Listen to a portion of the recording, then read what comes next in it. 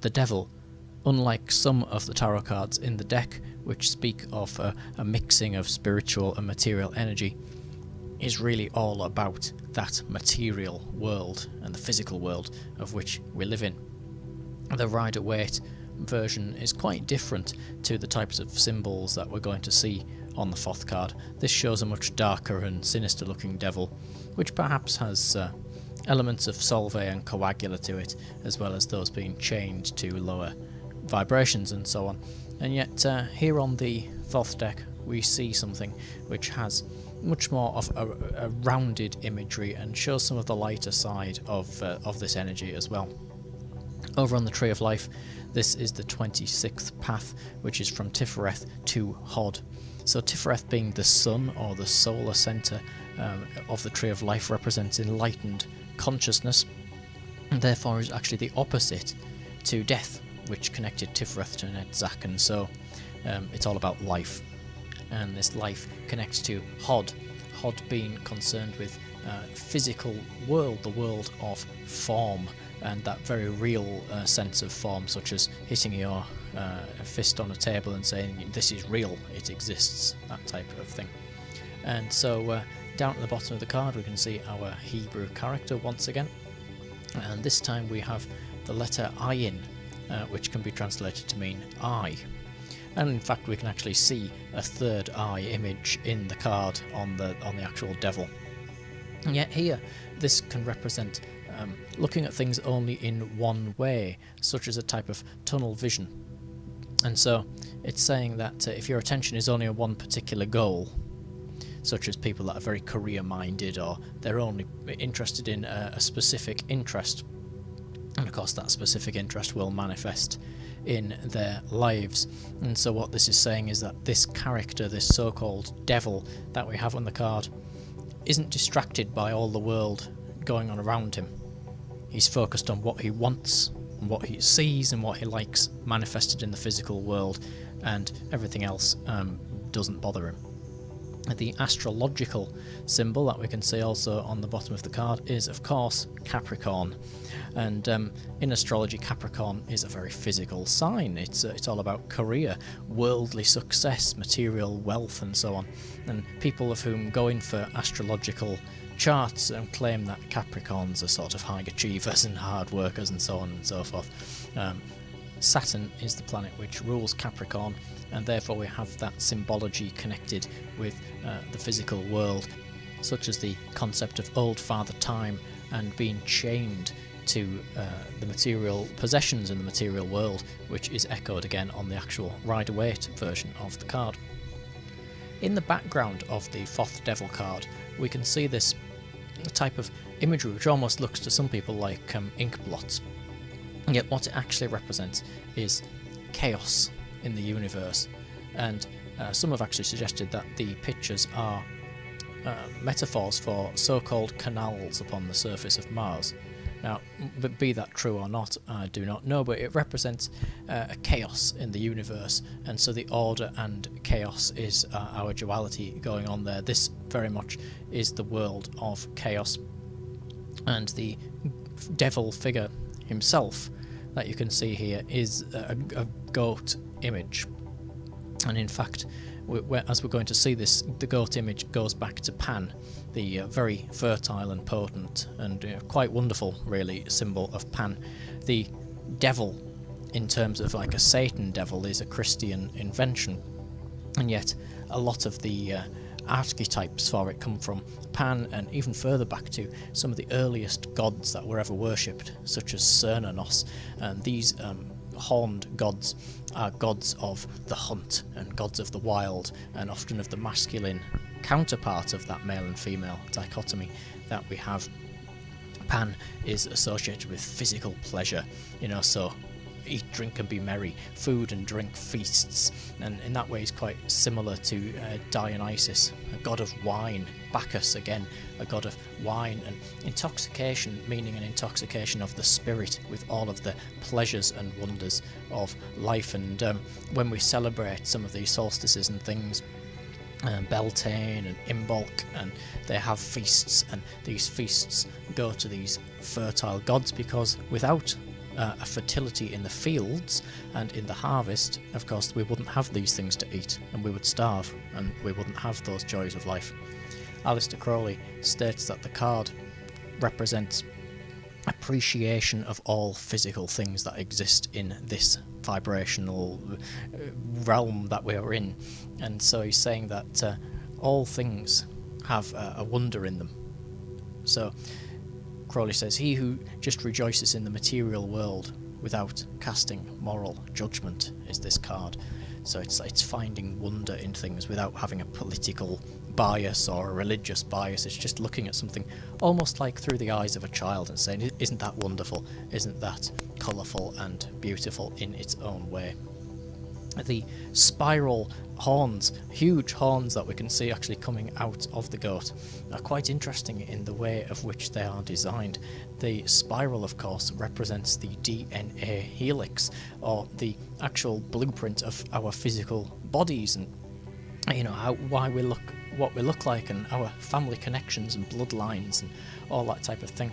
And therefore they also, in the macrocosm, because what is in one is in the other, are spirals of galaxies. They are these images, which are of course only artistic impressions of an idea of many different worlds spiraling around a sun, and all of the different seasons and lives and countless billions of years going on in endless circles and so on. And so it's really talking about the creative power of that. And so when we tap into the power of what this devil represents, that physical rejoicement and the party essentially, then we are tapping into the very energy of physical life itself. Now you can see here a large wand in the card in the central position, of course, and this is actually the wand of the chief adept. And this is going back to the Hermetic Order of the Golden Dawn, which of course is very much connected with Aleister Crowley's other writings. And this is right in front of the devil, and this is used in all sorts of rituals. Mostly the Adeptus Minor ritual is where you would see it quite prominently within the Golden Dawn. It contains all sorts of symbols, that some of which we've seen before, and you can see it later on in the tarot deck in the Five of Wands, which represents evoking spirits. The wand, of course, is a type of phallic symbol, and it has upon it two serpents.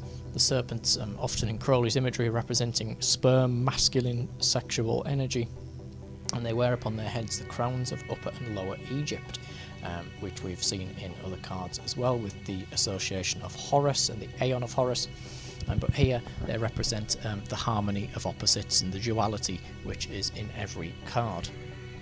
And there is also a caduceus upon the symbol here, and this also appears in other cards. We've seen it in the Fool and we've seen it in the Magus, and it is associated with the creative impulse, the spark that we've spoken about, where the artist or the writer, his story just appears in his mind as it, and where's it come from? Who knows? It's that creative spark, the impulse of creation of something to manifest.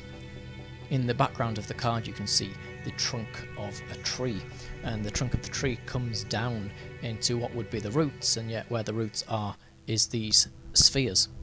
This is another phallic symbol. As you can see, it is of course a phallus and the testes at the bottom where the spheres are. The trunk of the tree is penetrating rings, and the rings are going around the tree at the top of the card. These are the rings of Saturn, such as we've mentioned before, Saturn ruling the astrological symbol of Capricorn, which is seen on the cards.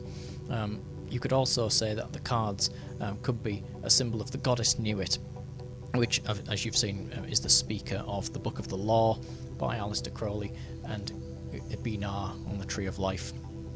So a great mother figure, a feminine counterpart, which has to show itself somewhere in the card, otherwise of course it wouldn't be complete. And so we have a female energy at the top being penetrated by a male energy, which is an implied sexual act. And of course a sexual act is a creative act because it creates a new life, as we've seen before. There are figures inside the spheres, and these figures represent souls finding an inspiration to be incarnated into the physical world. So these souls are sort of circling around, looking for things to inspire them to say, yeah, I want to go and experience that in the physical world. I want to have that wonderful taste, that wonderful feeling and sensation and so on, so I'm going to incarnate to do so.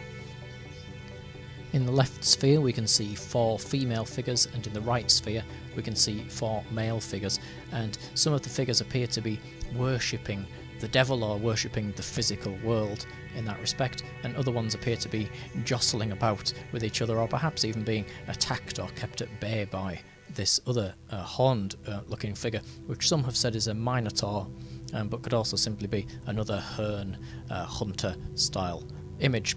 The spheres also contain within them, in the background of them, 10 pairs of chromosomes, and so it's talking about DNA and physical bodies, and the number 10 is the 10 Sephiroth of the Tree of Life, bringing us back to the fact that within one is the other, and so within these chromosomes is not just physical life, but something of the entire universe as well, because the 10 Sephiroth are the entire universe. So what this is really saying is that the physical world, the creation of the physical world, is repeated many times. All these lives are coming back and cycling around because they wish to experience all things within the world, and this is perhaps a little secret of the universe becoming conscious and wanting to experience itself in many regards, to experience all the things of which are possible to actually create. It can also be a bit of a paradox, because we want to enjoy the fruits and pleasures of the physical world, and yet this is also supposed to be a journey of spiritual seeking, and so perhaps the fool on his journey at this point is a little confused, seeing and jostling between the enjoyment of one and the enjoyment of other. But of course, as we know, this story is all about balance. And so really this card, it's nothing evil, it's nothing to worry about, and indeed you can see on the Thoth deck here that the goat figure appears to be smiling. And this is showing that there is a fun side to this card and the energies that it's talking about. After all, we've spoken about life and love and dancing and feasting and music, and these are great things, Let's not deprive ourselves of the wonders of the world. As long as we're not overly attached to the material world and imprisoned by it, as we've seen before, then we can enjoy that stuff, and we can indeed enjoy that sort of contradiction in the spiritual journey, but the physical pleasures. So, if you get this card in your reading, it can mean sort of various things, of course. At one point it could look at being imprisoned by physical things such as addictions, which may stop you from enjoying that life to the full. It could mean that you need to accept that you do have this side to you, so, enjoy the physical world. Get more stuck into going where you want to go and doing what you want to do. Because at the end of the day, we do live while we inhabit our bodies in the physical world. And our time here is short, going back to Saturn and old Father Time. Let not time run out. Let us live each day to the full, seize the day, and enjoy every step of our journey.